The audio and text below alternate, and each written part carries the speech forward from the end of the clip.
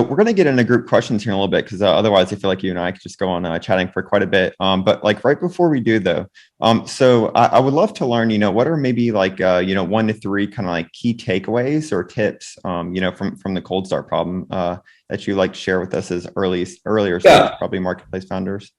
yeah. I think the first thing is just like know where you are in from a stage standpoint, and don't fool yourself there. I think a lot of folks who don't have product market fit basically think, okay, yeah, I just need to raise and burn a lot of money, and that's the right way to do it.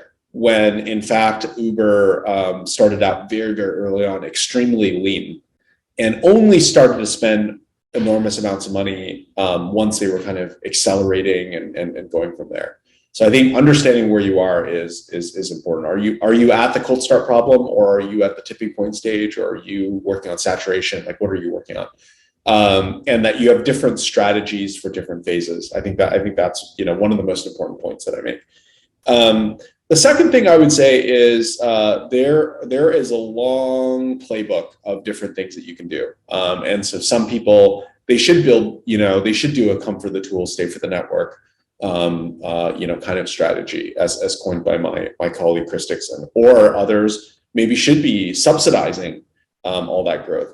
And I think the only way to figure out ultimately is you can't remove the art from all of this. Like there's just a long phase of experimentation that you end up going through, and that's just part and key to the whole thing. So I think that's important. And then the final thing I'll mention is that